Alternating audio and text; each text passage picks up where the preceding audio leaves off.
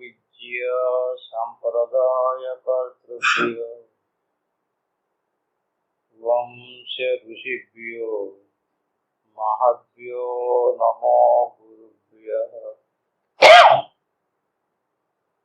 ఓం సహనా భవతు సహనౌ పునఃతు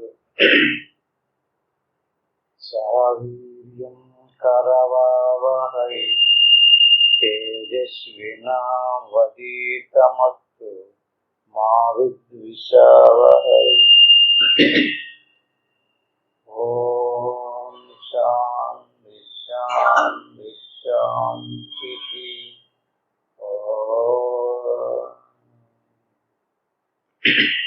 సచ్చిదానంద అంతఃస్వరూప దివ్యాత్మ బంధువులు,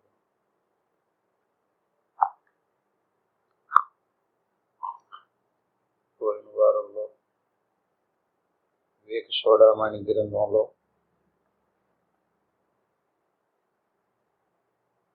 250 శ్లోకం వరకు చెప్పాను. ప్రతి వారం మాదిరిగానే జరిగినటువంటి శ్లోకాలు కొద్దిగా పూర్తి చేసి తత్మా శ్లోకాలను వివరణ చేసుకుందాం. ఇప్పుడు జరిగినటువంటి ఒక శ్లోకాన్ని గుర్తు చేసుకుందాం.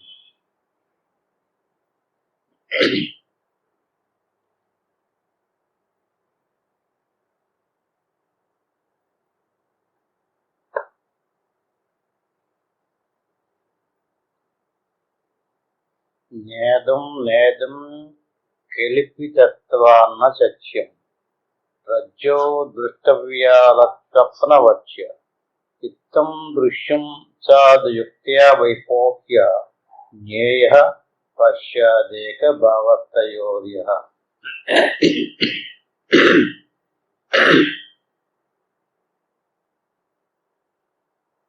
ఉన్న వస్తువుని ఉన్నదొన్నట్టుగా గుర్తింటే దాన్ని సత్తు అంటారు.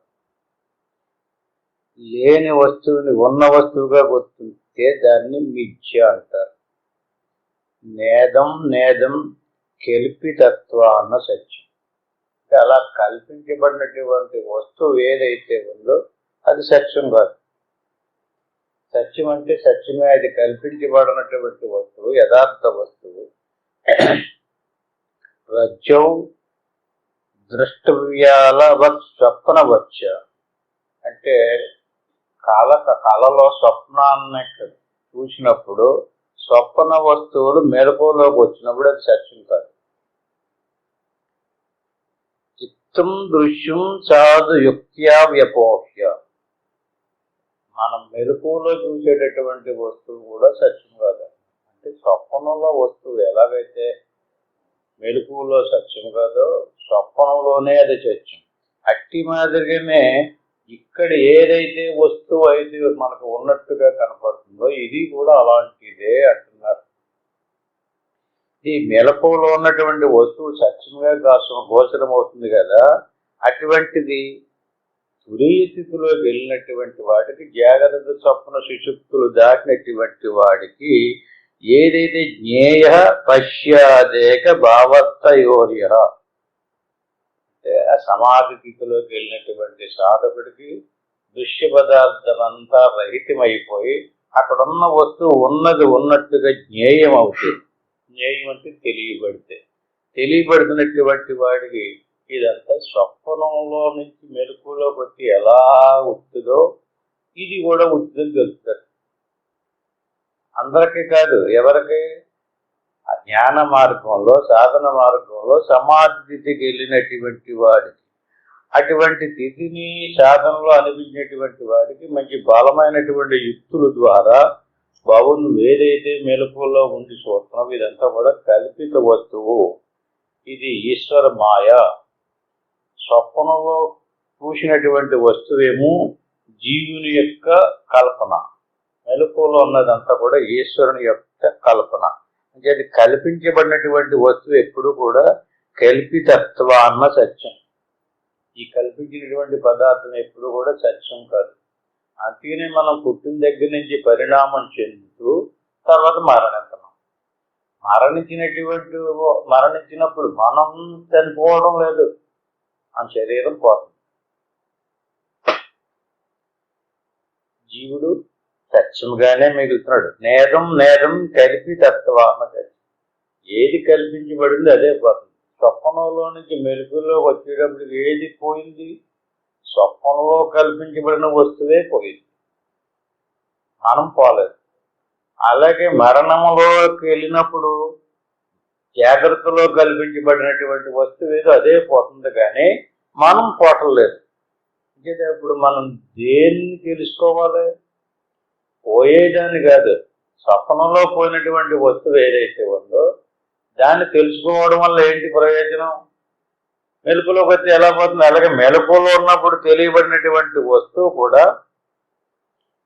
సుషుప్తిలోకి వెళ్ళినప్పుడు పోతుంది, మరణంలోకి వెళ్ళినప్పుడు పోతుంది. మన స్వరూపం పోవడం లేదు. ఈ పోయేదాన్ని కాదు, మిగిలినటువంటి వస్తువేదో దాన్ని జ్ఞేయ పశ్చాదేక భావత్తయోర్య. ఏకం అంటే జాగ్రత్తలో ఒకడు, స్వప్నంలో ఒకడు, సుషుప్తులు ఒకడు లేరు. మనం అన్న వస్తువుల్లోనే ఒకడే ఉన్నాం. కానీ జాగ్రత్తలో ఒకటి ఉంది, స్వప్నంలో ఇంకోటి ఉంది, సుషుప్తులు ఇంకోటి. అంటే మూడవస్థలోనే వేరు వేరు వస్తువులు ఉన్నాయి. మన స్వరూపము ఒకే వస్తువు ఉంది. పశ్చాదేక భావస్థయోర్య. అన్ని అవస్థలోని ఎప్పుడు ఉండేటటువంటిది ఏదో దాన్ని తెలుసుకోమంటున్నాడు. ఒక్కొక్క అవస్థలోకి వచ్చినప్పుడు ఒక్కొక్క వస్తువు గోచరం అవుతుంది కదా, దాన్ని తెలుసుకోవడం వల్ల ప్రయోజనం లేదు. అది ఆ అవస్థ నుంచి ఇంకొక అవస్థలోకి వెళ్ళినప్పుడు చనిపోవక్కర్లేదు. మెలుకులో ఉన్నటువంటి వస్తువు స్వప్నంలోకి వెళ్తే పోతుంది, స్వప్నంలో ఉన్నటువంటి వస్తువు మెలుకులోకి వస్తే పోతుంది. అలాగే మరణంలోకి వెళ్తే మొత్తం మూడు పోతున్నాయి. అందుకని ఈ మూడింటికి ఆధారంగా ఉన్నటువంటి ఏదైతే ఉందో దాన్ని జ్ఞేయ పశ్చాదేక భావస్థయోర్య. ఆ ఒక్కడవే నువ్వు, దాన్ని కనిపెట్టు. తతస్థు తో లక్షణయో సులక్షో తయోరఖండైకరక సత్వశుద్ధయే నాళం జహత్య తదా జహత్య కింటు భయాదాత్మికైవ భావ్యం భయాద్ ఆధ్యాత్మికైవ భావ్యం. అంటే ఇప్పుడు ఏదైనా ఒక వస్తువుని తెలుసుకోవాలన్నప్పుడు పదాల యొక్క అర్థం తెలుసుకోవాలంటున్నాడు, ఆధ్యాత్మిక అర్థం. ఈ ఆధ్యాత్మిక దాన్ని లక్షణావృత్తి అంటారు. ఏదైనా ఒక వాక్యాన్ని ఉపయోగించినప్పుడు ఆ వాక్యం యొక్క లక్షణాన్ని గమనించు. తతస్థుతో లక్షణయో సులక్షో. లక్షణావృత్తిని ఉపయోగించకుండగా ఏ వాక్యానికి ఆ వాక్యాన్ని యథాతథంగా తీసుకున్నాడు అనుకోండి, యథా తీసుకుంటే వాడికి ఈ జ్ఞానం రాదట. లక్షణావృత్తిని తీసుకుంటే తయో రకండైక రస సత్వశుద్ధయ్యే. లక్షణావృత్తి ద్వారానే శాస్త్రాన్ని గ్రహించమంటున్నాడు.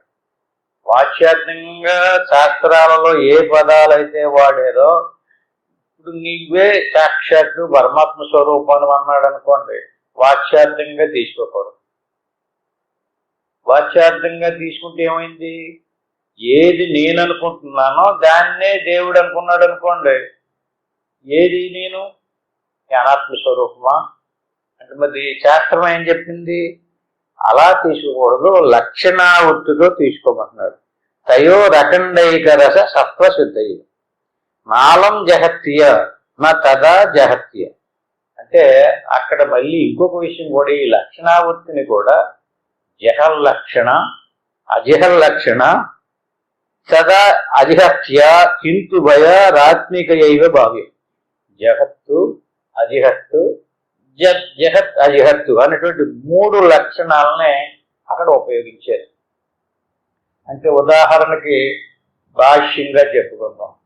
ఈవేళ స్కూల్ ఉందా అని ఒక విద్యార్థిని ఇంకొక విద్యార్థిని అడిగాడు. వాడు చూడటానికి వెళ్ళాడు.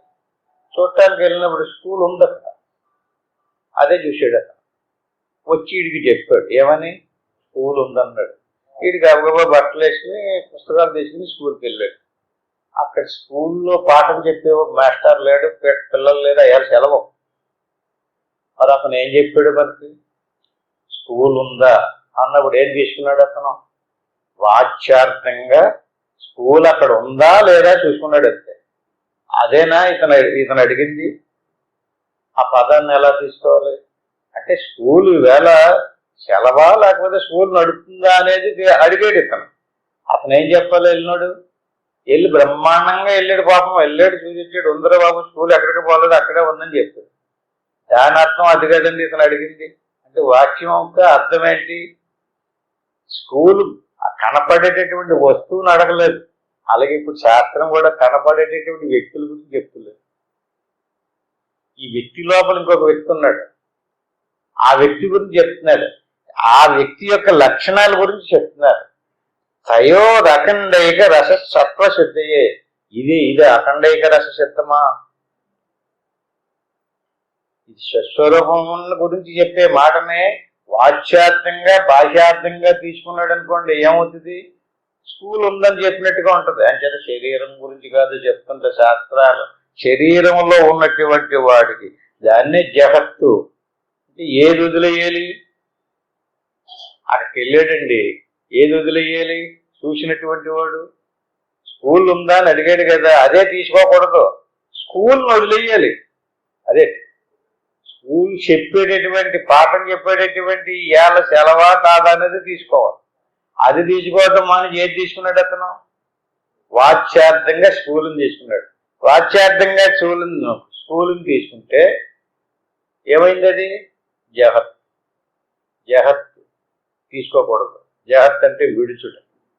అజహత్ విడువంది. మొత్తం స్కూల్లో పాఠాన్ని రెండింటిని వదిలితేనా? తీసుకోవద్దు అన్నారు కదని చెప్పేసి రెండింటిని వదిలితే, స్కూల్లో పాఠం రెండు వదిలితే అలా కూడా వదలకూడదు. అలాగని చెప్పేసి కేవలం స్కూల్ని వదిలేసి పాఠం చెప్పేటటువంటి విధానాన్ని తీసుకోవాలి. ఒకటి వదలాలి, ఒకటి పట్టుకోవాలి. దాన్ని జహత్తు అజిహత్. జహత్ అజిహత్తు. దానికి సదేవ తత్వోయమితీహ సైకత విరుద్ధ ధర్మాంశమపాశ్య గజ్యతే యదా తదా తత్వమసీతి వాక్యే విరుద్ధ ధర్మానుభయత్ర హిత్వ. అంటే వాచ్యార్థంలో ఉండేటువంటి పదాన్ని జహల్లక్షణ వదలడము, అజహల్లక్షణ అంటే వదలడము, వదలకపోవటం. తెలుపు ఎరుపు పరిగెడుతూనే అన్నారు అనుకోండి. తెలుపు ఎరుపు అంటే గుర్రాలు. ఏవి పరిగెడుతుంది? తెలుపు ముందుకెళ్ళింది లేదా ఎరుపు ముందుకెళ్ళింది అన్నాడు అనుకోండి. ఎరుపు తెలుపు జడం కదా, పరిగెట్టం. ఏం తీసుకున్నాడు అతను?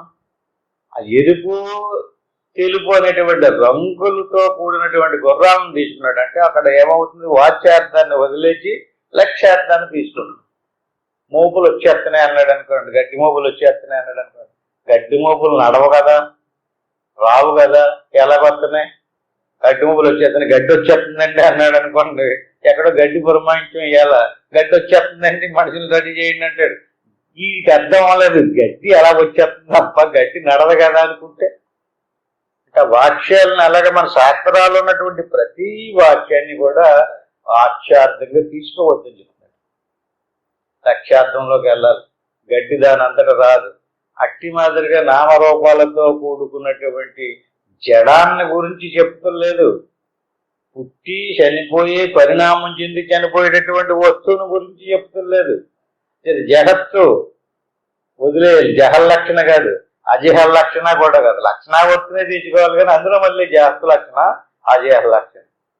జహత్ అజహత్ విడివంది. ఒకదాన్ని విడిచి ఒకదాన్ని పట్టుకోవాలి.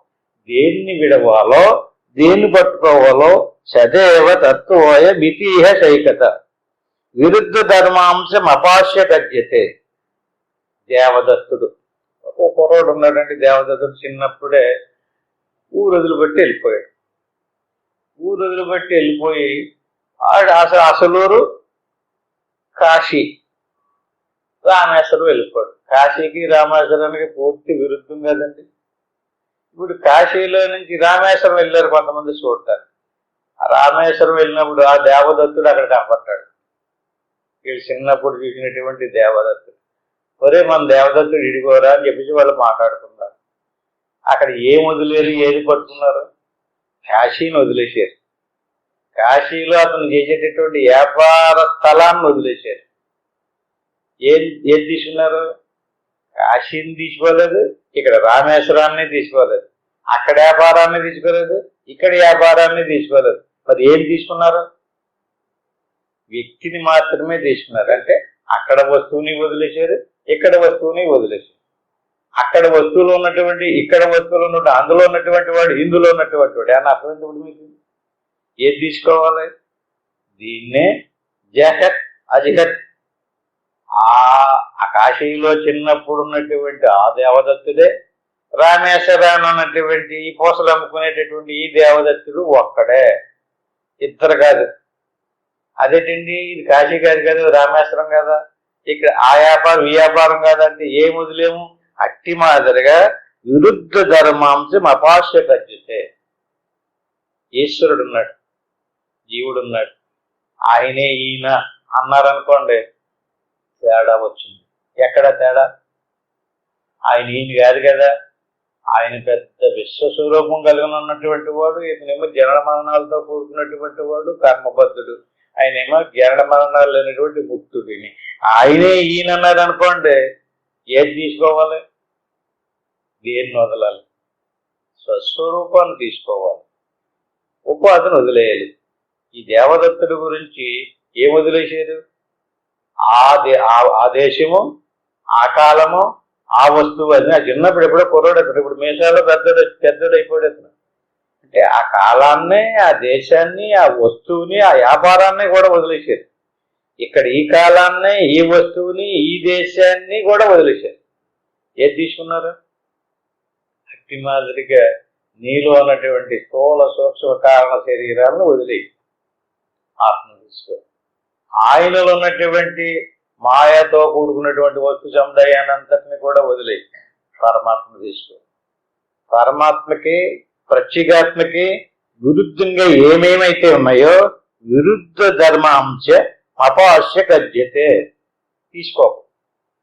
నువ్వు ఎంతవరకు అలా తీసుకుంటావు అంతవరకు నీకు జ్ఞానం కలగదంగా. ఏమైనా అర్థమైందా? ఎందుకంటే స్వస్వరూపానికి విరుద్ధంగా ఏదో ఉంది అక్కడ, ఇక్కడ స్వరూపానికి సంబంధించినటువంటి విరుద్ధంగా ఏదో ఉంది. ఇక్కడ అవిద్య, అక్కడ మాయ. వీటిని వదలలేదు కదా. విరుద్ధ ధర్మాంశ అపాస్య కజ్యతే. నువ్వెంత వదలకుండగా పట్టుకుని ఉంటావో అంతవరకు నీకు మోక్షం రాదు. నీ ఇష్టం. అంటే ఎందుకని శాస్త్రం తెలియాలి. ఆ శాస్త్రాన్ని కూడా మనం జాగ్రత్తగా కంగారు పడకుండా గురువు దగ్గర నేర్చుకోవాలి. యదా తదా తత్వమసీతి వాక్యే. ఈ రకంగా అందులో ఉన్నటువంటి స్వస్వరూపానికి విరుద్ధంగా ఏది ఉందో దాన్ని, ఇక్కడ స్వస్వరూపానికి విరుద్ధంగా ఏది ఉందో దాన్ని తీసుకుని యదా తదా తత్వమసీతి వాక్యే. అందులో ఉన్నటువంటిది, ఆ విరుద్ధంగా ఉన్నటువంటి దాన్ని తొలగితే తత్వం. ఇందులో ఉన్నటువంటి విరుద్ధంగా ఉన్నటువంటి దాన్ని వదిలేసి ఏది మిగిలిందో దాన్ని తీసుకుంటే త్వమ్ము. ఈ రెండిటికి అసి, తత్వమసీతి వాక్యే. ఇది వేదం ఏం చెప్తుందంటే తత్వమసి. జీవుడికి ఈశ్వరుడికి భేదం లేదు, తత్వమసి. ఈశ్వరుడికి జీవుడికి భేదం లేకపోవటం ఏంటండి? మాకు ఎవడో ఎదుబాగులోకి చెప్పండి, మాకు చెప్తారేటండి. ఈశ్వరుడు దేవుడు అండి, మాకు వరాలు ఇస్తాడండి, మేము తపస్సులు చేస్తున్నామండి, పూజలు యజ్ఞాలు చేస్తున్నామండి, మా కోరికలన్నీ తీరుస్తున్నాడండి. ఈశ్వరుడు ముక్తుడండి, ఆయన బద్ధుడు కాదండి, మేము కర్మబద్ధులమండి, మేము కర్మలు చేస్తున్నాం, కర్మలు చేసి పాపపుణ్య ఫలాల యొక్క ఫలాలు అనుభవిస్తూ కొడుతూ చేస్తూ ఉన్నాం. ఇద్దరం ఒక్కటే ఎలాగవుతామండి? వేదం అబద్ధం చెప్పదు. చెప్పేటటువంటి మనం తీసుకోవటంలో ఏదో తేడా ఉంది. ఇద్దరు ఒకటే. అంటే ఎలా తీసుకోవాలి? యథాతథంగా తీసుకోకూడదు. జహత్. యథాతథంగా తీసుకుంటే ఈశ్వరుణ్ణి జీవుణ్ణి యథాతథంగా తీసేసుకున్నారనుకోండి. యథాతథంగా తీసేసుకుంటే ఏమైంది? ఈశ్వరుడు కొండంత దేవుడు, జీవుడి చిన్న అణువులు అంటాడు. ఇద్దరు ఒకటి ఎలాగవుతారండి? యథాతథంగా తీసుకోకూడదు. అయితే జహల్లక్షణ పనికిరాలేదు. జీవుడికి ఈశ్వరుడికి ఒక్కటే అంటే జహల్లక్షణ సరిపోలేదు, అజహల్లక్షణ. ఈశ్వరుడిని వదిలేసావు, జీవుణ్ణి కూడా వదిలేసావు. ఈ లక్ష్యార్థంలో ఏం మిగిలింది? జీవుడు ఈశ్వరుడు మొత్తం అక్కడ వదిలేసి ఇక్కడ వదిలేసి ఇంక మిగిలింది ఏంటి? అజిహత్, అజిహల్ లక్షణ, అది కూడా పనికిరాలేదు. మరి ఏం తీసుకోవాలి? ఈశ్వరుడు ధరించినటువంటి ఉపాధిని, ఇక్కడ జీవుడు ధరించినటువంటి ఉపాధిని, ఈ రెండు ఉపాధుల్ని వదిలేసి జహత్ అజిహర్ లక్షణం. అందులో వదిలిన తర్వాత మిగిలింది ఏదో దాన్ని పట్టుకోవాలి, ఇందులో వదిలిన తర్వాత ఏది మిగిలిందో దాన్ని పట్టుకోవాలి. అలా పట్టుకుంటే యదా తదా తత్వమశీది వాక్యం. అప్పుడు వేదం చెప్పినటువంటి వాక్యానికి అర్థం చెప్పాలి. ఇప్పుడు అర్థమైంది కదా లక్షణావృత్తి. ఈ లక్షణావృత్తి జహల్ లక్షణము, అజహల్ లక్షణము, జహత్ అజహల్ లక్షణం. జహత్ అజహల్ లక్షణావృత్తి ద్వారా ఆత్మస్వరూపం తెలుస్తుంది. దీన్నే విరుద్ధ ధర్మానుభయత్ర హిత్వ. ఉభయత్ర రెండింటిలోనూ మిగిలిన దాన్ని పట్టుకొని అనాత్మనంతటిని తోసేయాలి. ఇక్కడ అనాత్మ పదార్థం ఏది? అన్నమయ కోశము, ప్రాణమయ కోశము, మనోమయ కోశము, విజ్ఞానమయ కోశము, ఆనందమయ కోశము. ఇది పంచకోశాలని నిరసించి ఆత్మను పట్టుకోవాలి. ఇదంతా అవిద్య. అట్టి మాదిరిగా జగత్తు సంబంధమైనటువంటి నామరూపాలతో పీపీలిక అది బ్రహ్మ పర్యంతము, అది తోచేయాలి. పీపీలిక అది బ్రహ్మ పర్యంతము తోచిస్తే మిగిలింది చైతన్యం. ఆ చైతన్యాన్ని తీసుకోవాలి. ఇక్కడ మిగిలింది చైతన్యమే. దీన్ని ప్రత్యేగాత్మ అంటారు, దాన్ని పరమాత్మ అంటారు. విరుద్ధ ధర్మానుభయత్రహిత్వ. అప్పుడు ఇందులో బయటికి కనిపించేటటువంటి తిరుగుతూ వస్తూ పోతూ ఉండేటువంటి దీన్ని దాన్ని తీసేస్తే ఇక్కడ అక్కడ ఒకే వస్తువు మిగులుతుంది. ఆ మిగిలినటువంటి స్వరూపాన్ని సంలక్ష్య చిన్మాత్రతయా సదాత్మనో అఖండ భావాః పరిశీయతే బుధే. ఇది బుద్ధున్నటువంటి వాడు చేయాల్సినటువంటి పని. అఖండ భావః అంటే ఖండము అంటే కొలత, అఖండం అంటే కొలత లేని స్వరూపం తెలుస్తుంది. కొలతతో కూడుకున్నటువంటి వస్తువు దగ్గర ఆగిపోతే ఆత్మ తెలీదు, పరమాత్మ తెలీదు, మోక్షము రాదు, కర్మ నశించదు. సంలక్ష్య చిన్మాత్రతయా సదాత్మనం. సదా అంటే ఎప్పుడూ ఉండేటటువంటి స్వరూపం ఆత్మ. అది ఎలాంటిది? చిన్మాత్ర స్వరూపం అంటే చైతన్య స్వరూపం, సచ్చిదానంద స్వరూపం. శం లక్ష్య. మనకు లక్ష్యం ఏమిటి? మనిషి జన్మ వచ్చిందండి. మనిషి జన్మలో సాధించాల్సినటువంటి లక్ష్యం ఇదే. దీన్ని తెలుసుకున్నటువంటి వాడు వచ్చిన పని పూర్తి చేసినట్టు అవుతాడు.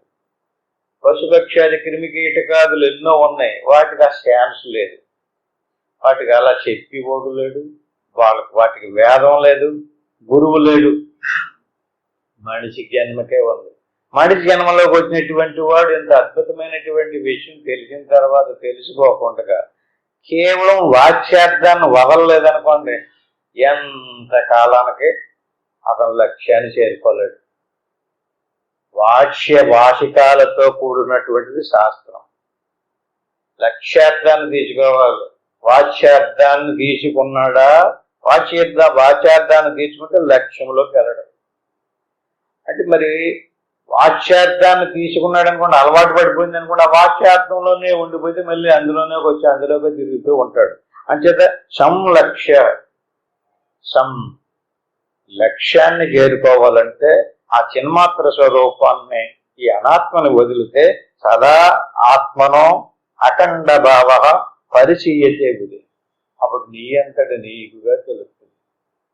అంటే నువ్వు తొందరపడి వాచ్యార్థాన్ని యథాతథంగా తీసేసుకోకూడదు. వాచ్యార్థంగా యథాతథంగా తీసేసుకున్నప్పుడు ఆ అఖండమైనటువంటి అనంతమైనటువంటి ఆ చిదాత్మ స్వరూపం మనకి గోచరం కాదు. దాన్ని ఎవడైతే గోచరం చేసుకున్నాడో అటువంటి వాడు పరిశీయతే బుధి, పరిశీలించినట్టు. ఏవం మహావాక్య హితేన కథ్యతే. బాబు నాయన, ఏవం మహావాక్యకతేన కథ్యతే, ఇలాగా శతేన కథ్యతే.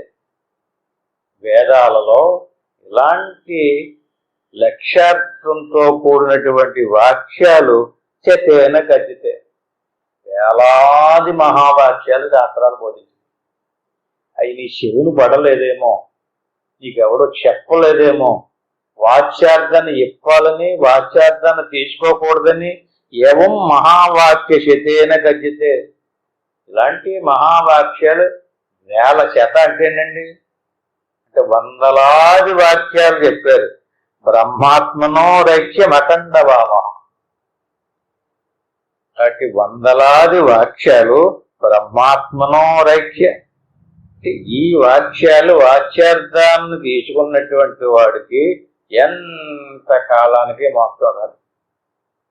తిరుగుతూనే ఉంటాడు, మళ్ళీ వచ్చి తిరుగుతాడు, మళ్ళీ తిరుగుతాడు, మళ్ళీ తిరుగుతాడు, బొంగరం మాదిరిగా తిరుగుతూనే ఉంటాడు. అలా వచ్చిన ప్రతిసారి అన్ని మంచి అద్భుతమైనటువంటి జన్మ రాదు. ఒక్కోసారి ఒక్కో రకమైన జన్మ వస్తుంటుంది, ఒక్కోసారి ఒక్కో రకమైనటువంటి జన్మ వస్తుంది. ఆ చేసిన కర్మఫలాన్ని అనుకుంటే మళ్ళీ ఏదైనా పెద్ద కష్టం వచ్చిందంటే మళ్ళీ అదంతా వదిలేసి ఇంకో దాంట్లోకి వెళ్ళిపోతుంటాడు, దాన్ని వదిలేసి మళ్ళీ ఇంకో దాంట్లోకి వెళ్ళిపోతుంటాడు. ఇంకేపు ఏం ఆలోచిస్తాడు? కనుక హాయిగా సుఖంగా ఉండాలన్న భావంలోనే ఉంటాడు. కానీ వాచ్యార్థాన్ని వదిలి లక్ష్యార్థాన్ని తీసుకోవడం చేత కాదు. అంచేత శాస్త్రాలన్నీ కూడా వందలాది వాక్యాలతో లక్ష్యార్థాన్నే బోధించినీరా నాయన. అంచేత ఏవం మహావాక్య శతేన కథ్యతే. వందలాది శాస్త్రాలు, వందలాది వాక్యాలు. బ్రహ్మాత్మనో రైక్యం అఖండ భావం. అంటే బ్రహ్మాత్మనో రైక్యము అంటే ఏంటండి? ఆత్మ పరమాత్మ రెండు ఐక్యమైతే బ్రహ్మము అంటారు. జీవుడు ఈశ్వరుడు ఎప్పుడూ కలడండి. వాచ్యార్థంగా జీవుడు ఈశ్వరుడు ఎప్పుడూ కలరు, ఎన్నాళ్ళకి కూడా కలరు. ఎలా కలుపుతారు? అనాత్మని వదిలితే ఆత్మ పరమాత్మ ఈ రెండు కలుపుతాయి. అంతేగాని వస్తువుని ఎప్పుడు కలుపుతారు? ఇప్పుడు ఒక నూనె పట్టుకలు నీటిలో పోసేదనుకోండి, కలవు. విరుద్ధ లక్షణాలతో కూడుకున్నటువంటి నీరుని కలిపితే వెంటనే కలిసిపోతుంది. అట్టి మాదిరిగా బ్రహ్మాత్మనో రైక్యం, ఆత్మ పరమాత్మ రెండింటి యొక్క కలయికకి బ్రహ్మం అంటే. బ్రహ్మం అయింది అనుకోండి, వాడికి జన్మ లేదు. బ్రహ్మ సాక్షాత్కారం, జీవ బ్రహ్మైక్యము పదాలు వినే ఉంటారు. జీవో బ్రహ్మైవ నా పరహ. ఎప్పటికైనా చేస్తే జీవుణ్ణి బ్రహ్మములో కలపాలి. జీవో బ్రహ్మైవ నా పరహ బ్రహ్మాత్మనో రైక్యం అఖండ భావ. అంటే నేను పుట్టాను, నేను పరిణామం చెందుతున్నాను, రేపు మాకు చనిపోతాను అనేటువంటి భావాలతో కూడుకున్నామా. ఈ భావం ఖండం. ఎంత? మాది పలానా ఊరండి, మాది పలానా పొలమండి, నేను ఆ పేరు ఇదండి, నేను ఎంతండి, నాది ఎంత వయసు అండి అంటున్నాడు కదండి. దీన్ని ఏమంటారు? ఖండం. మరి నీ స్వరూపము అఖండం. పరిమితమైనటువంటి వాడు కాదు, ఖండమైనటువంటి వాడు కాదు, ఎంత అనేటువంటి ఆకారం లేదు నీకు. ఇది అఖండం. అఖండ స్వరూపమైనటువంటి నిన్ను ఖండమైనటువంటి పరిమితమైనటువంటి వస్తువుగా తీసుకున్నావు. పరిమితమైనటువంటి వస్తువుగా భావన చేసి, పరిమితమైనటువంటి వస్తువుగా భావన చేసి కర్మ చేసి, ఆ కర్మఫలాన్ని అనిపించడానికి మళ్ళీ రావడము వెళ్ళడము జరుగుతుంది. నువ్వేం చెయ్యాలి? ఏం మారాలి? శరీరాన్ని కాదు మార్చడం, నువ్వు చేసి పనుల్ని కూడా మార్చడం. అదేం మారాలి? నీ భావన మారాలి. బ్రహ్మాత్మనో రైక్యం అఖండ భావ. అలా కాకుండా కేవలం వాచ్యార్థంగా ఎప్పుడు జీవుడు ఈశ్వరుడు ఒకటవ. జీవుడిలో ఉన్నటువంటి ఆత్మను వెలికి తీయాలి, ఈశ్వరుడిలో ఉన్నటువంటి పరమాత్మను గుర్తించాలి. జీవులో ఉన్నటువంటి ఆత్మనే, ఈశ్వరుడిలో ఉన్నటువంటి పరమాత్మని ఎలా చెయ్యాలండి? మనం రోజు చేసే ప్రయత్నం అదే. అంటే ఒకటి విచారణ, ఇంకొకటి సాధన. విచారణలో ఏం తేలింది? ఓహో, ఇది అన్నమయ కోసం, ఇది స్థూల శరీరం కాదన్నమాట, ఇది ఆత్మ కాదు, ఈ స్థూల శరీరం నిజమే కదా, పుట్టింది, పరిణామం చెందుతుంది, రేపో మాపో మారినంతది. ఇది స్థూల శరీరం, ఇది సూక్ష్మ శరీరం, ఇది ఆత్మ కాదు, ఇది కారణ శరీరం, ఇది ఆత్మ కాదు అంతే. ఇది కాదు ఇది కాదు ఇది కాదు అనుకుంటూ వెళితే ఏదైతే మిగిలిందో అది ఆత్మ. అట్టి మీదగా ఈశ్వరుల్లో కూడా అలా పరమాత్మను గుర్తించాలి. ఇలా జీవునిలో ఉన్నటువంటి ఆత్మనే ఈశ్వరులో ఉన్నటువంటి ఆత్మకి ఐక్యం ఉంది. వస్తువుని తీయాలి, వస్తువును తీయకపోతే కలడం. వస్తువును తీసి ఈశ్వరులో ఉన్నటువంటి ఆత్మలో జీవునిలో ఉన్న ఆత్మ కలపాలి. మనం ఉపాధిని తొలగించలేదు, ఉపాధి భావన వదలలేదు, నీకు కలుపుకోవడం. ఎందుకంటే నువ్వు ఎంత మంచోడువైనా సరే, ఈశ్వరుడు అంటే నీకు ఎంత భక్తి ఉండినా సరే కలుపుకోవటం కుదరదు. ఒకవేళ ఈశ్వరుడి మీద నీకు ఎక్కువ భక్తి ఉంటే, నువ్వు ఏదన్నా ఎక్కువ దానము ధర్మం మొదలైనటువంటి పుణ్యకార్యాలు ఎక్కువ చేస్తే వాటికి ప్రతీదిగా ఆయన మంచి స్వర్గము కలిగించడము, మంచి జన్మ కలిగించడము, నీకు మంచి సుఖం కలిగించడము జరుగుతాడు. కానీ స్వరూపంలో కలుపుకోవటం కుదరదు. స్వరూపంలో కలవాలంటే ఏం చేయాలి? ఉపాధిని కలిగించాలి. లక్ష్యార్థంలో స్వరూపాన్ని తీసుకోవాలి. లోపల ఉన్నటువంటి ఆత్మనే, ఆయనలో ఉన్నటువంటి ఆత్మనే, రెండింటికి ఐక్యం ఏర్పడుతుంది. దాన్నే తీసుకోవాలి. దాన్ని ఇప్పుడు మనం ఉపదేశంలో సోహం అన్నాం. ఏంటంటే దాని అర్థం? సో అంటే ఈ శరీరం కాదయ్యా నువ్వు, అది నువ్వు. అదంటే ఏదండి, నాకు అదేదో తెల్లలేదండి అంటే దాని గురించి సోహం. ఇది నేను కాదు, దీనికి లోపల ఉన్నటువంటి ఆత్మస్వరూపమే నేను అనేటువంటి భావన కలిగించే దృష్టిలో. ఇప్పుడు ఆ రకంగా సాధన చేశాడు. సాధన చేసిన తర్వాత శ్వాస మనసు ఆగింది, కానీ ఇతను నశించలేదు. శరీరం పోయింది, ఆగిపోయింది, మనసు ఆగిపోయింది, శ్వాస ఆగిపోయింది. అయినా శరీరం ఉన్నాడు. ఎలాగున్నాడు అప్పుడు? అతను దాన్నే సమాధి. అప్పుడు సుఖంగా నిర్వికారమైనటువంటి నిశ్చలమైనటువంటి సచ్చిదానంద స్వరూపంతో, ఆ సుఖ స్వరూపంతో మిగిలి ఉన్నాడు. అటువంటి స్థితి అతను స్వయంగా అనుభవించాడు సాధనలో. ఏదేది పోతే, అనాత్మంతా తొలగిపోతే ఏదైతే గోచరమైందో దాన్నే గురువు గారు సోహం అంటే ఇక్కడ ఉండగా చెప్పారు. అది ఇక్కడ ఉండగా కనిపించలేదు కదా మనకి. ఇక్కడ ఉండగా ఇదే కనపడుతుంది. ఇదే కనపడితే దీన్నే నువ్వు అని అనాలి కదా ఆయన. దీన్ని నువ్వు కాదు, అది నువ్వు సోహం అని చెప్పారు. అది నేను అవ్వాలంటే ఇలా కూర్చో, ఇలా చెయ్యి అని చెప్పారు. అలా చేసాడు అతను. నిజంగా అతను చెప్పినట్టుగాని ఇదంతా ఊడి అది సాక్షాత్కారం, సోహం భావన సిద్ధించింది. అండి మీరు చెప్పినట్టుగా చేసానండి, నాకు శ్వాస ఆగింది, మనసు ఆగింది, స్థూల శరీరం జడమైపోయింది, జ్ఞానేంద్రియాలు లేవు, కర్మేంద్రియాలు లేవు, అంతరేంద్రియాలు లేవు, కానీ అక్కడ ఏదో నిర్వికారమైనటువంటి సుఖం ఉంది. నేను మాత్రం పోలేదు, నేనున్నాను. అదేంటంటే అదేనయ్య నీ స్వరూపం. దాన్నే త్వం, నీలో ఉన్నటువంటి స్వరూపం. సేమ్ అలాంటిదే ఈశ్వరుడు కూడా. తత్వమసి, రెండింటికి భేదం లేదు అని రెండవ ఉపదేశంలో తత్వమసి అనేటువంటి వాక్యాన్ని బోధించారు. ఈ రకంగా ఆత్మ పరమాత్మల యొక్క ఐక్యానికి బ్రహ్మాత్మనో దైక్ష్యమఖండ భావ అక్కడ వచ్చింది. ఇప్పుడు ఇది చూసాడు అతను.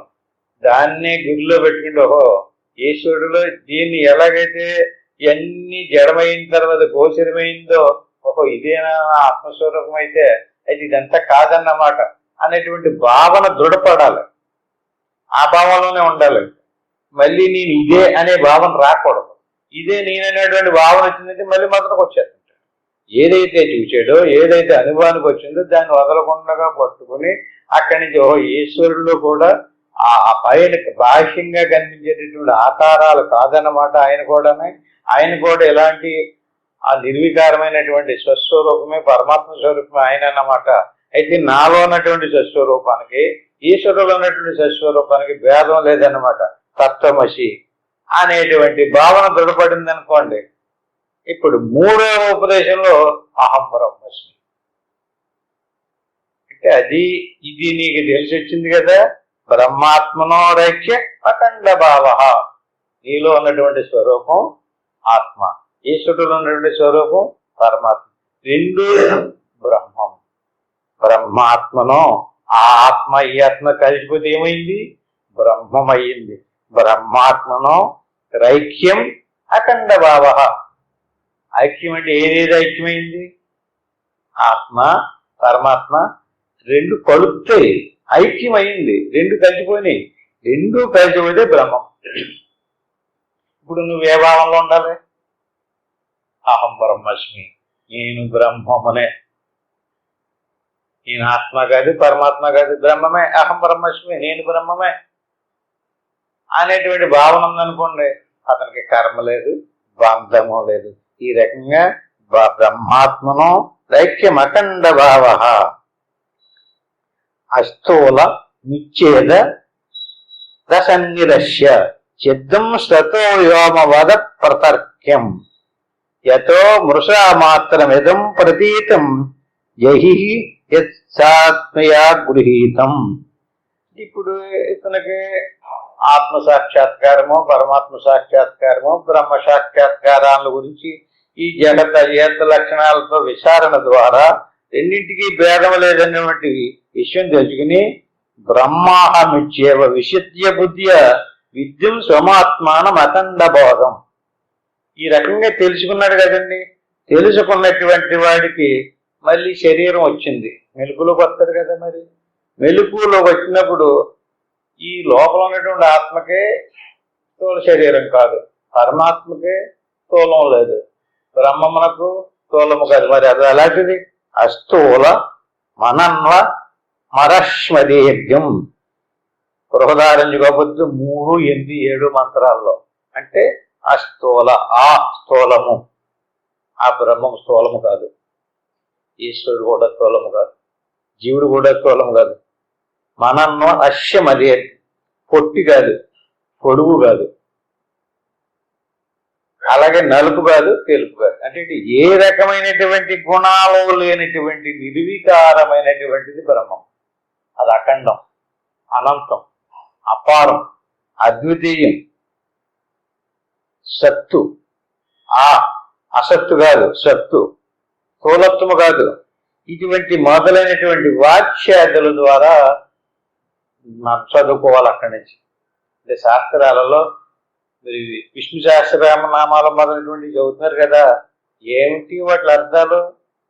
నీకు ఆకారం లేదు, నువ్వు పొడుగోడు కాదు, నువ్వు పొట్టోడు కాదు, నువ్వు నలుపోడు కాదు, తెలుగోడు కాదు, నువ్వు నిరాకారము, నిర్గుణము, నిరంజనము, నిర్వికల్పను, నీ పుట్టుకలైనటువంటి వాడు, సావులైనటువంటి వాడు అయినా చదువుతుంటా. ఇదేంటి మరి? అంటే ఇప్పుడు దాకా ఏమర్థమైంది మనకి? ఆకారం ఉన్నటువంటి వాడిగా చదివాము. ఇప్పుడు తీరామోచి ఏమని చదవాలి? నువ్వు అసత్తు కాదు, అస్థూలము, నువ్వు స్థూలము కాదు, నువ్వు పొడుగు కాదు, నువ్వు పొట్టు కాదు, నీకు రంగు లేదు, నీకు పుట్టుక లేదు, సావు లేదు మొదలైనటువంటి వాక్యాలు రాశారు. ఇప్పుడు ఈ వాక్యాదుల్ని మనం లక్షణావృత్తితో గుర్తించాలి. చదువుకోండి. ఎలా చదవాలి? లక్షణావృత్తితో చదవాలి. ఈ రకంగా ఈ స్థూలము కాదు, పొడుగు కాదు, పొట్టు కాదు, పుట్టుక లేదు, సావు లేదు అనేటువంటి ఏ ఏ వస్తువులు రూపాల్లో ఉన్నాయో వాటిని ఒక్కొక్క దాన్ని నిరసించుకుంటూ పోగా కడక ఏం మిగులుతుంది? ఆకాశము వలె నిర్వికారమైనటువంటి ఆత్మస్వరూపం మిగులుతుంది.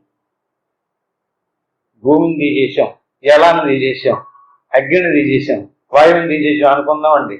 తీసేటువంటి నిరసించటం అని ఇది కాదు, ఇది భూమి కాదు. ఆకాశం అంటే ఏంటండి అని అడిగాడండి.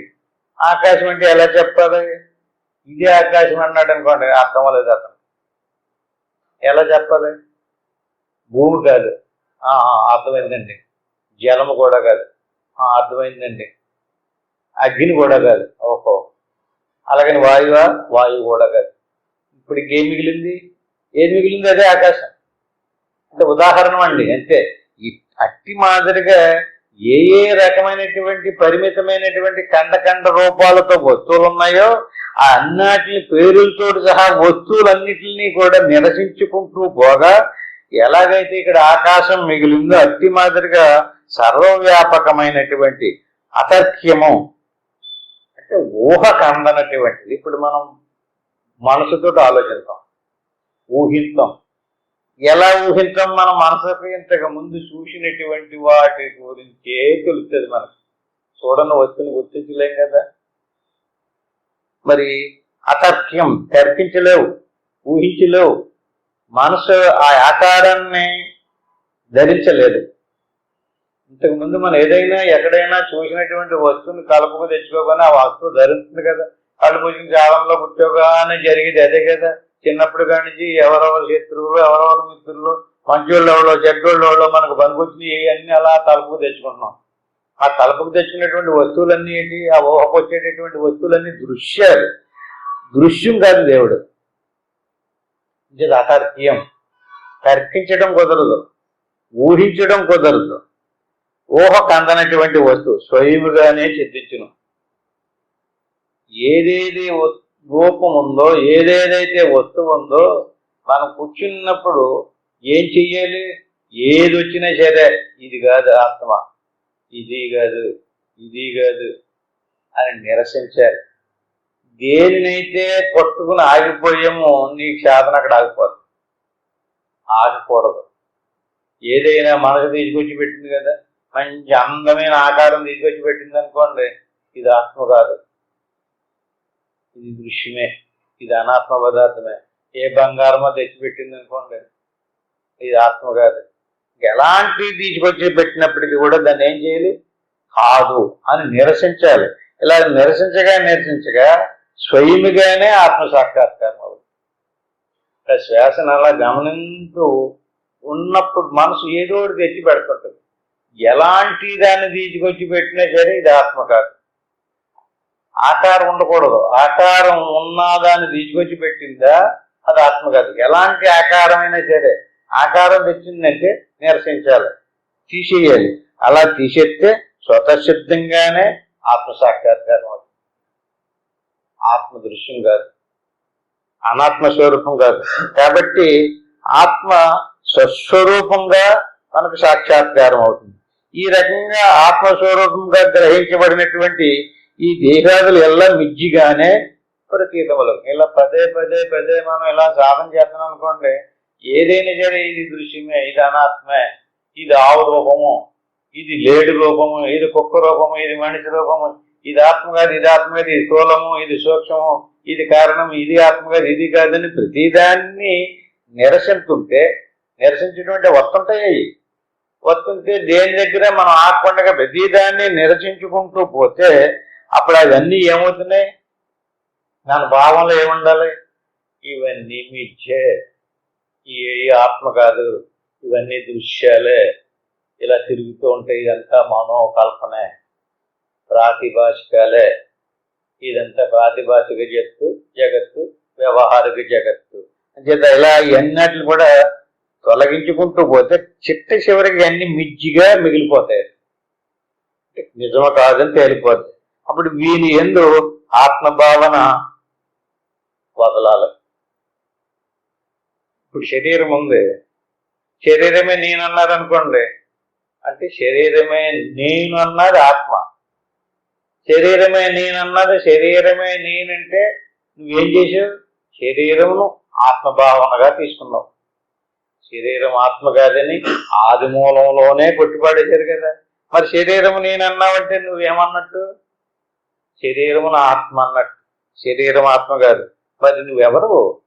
నువ్వు బ్రహ్మానివి. ఆత్మ పరమాత్మల ఏకత్వమైనటువంటి బ్రహ్మము. నేను బ్రహ్మమును, అహం బ్రహ్మస్మి అన్నటువంటి శుద్ధ బుద్ధితో అఖండ బోధ స్వరూపముకు నీ ఆత్మ గుర్తింపుము. ఏమక్కర్లేదు, నామరూపాలు ఉన్నావు, నువ్వు ఏ ఆకారంలో ఉన్నావు దాన్ని పట్టుకో వదలకుండా. అదే నీ స్వరూపం. నేను అనేది నీ స్వరూపం. నేను అనే దాని నుంచి నీ స్వరూపం వేరుపరచడం కుదరదు. నీ స్వరూపాన్ని నుంచి నేనును వేరుపరచడం కుదరదు. ఏది వేరుపడుతుంది?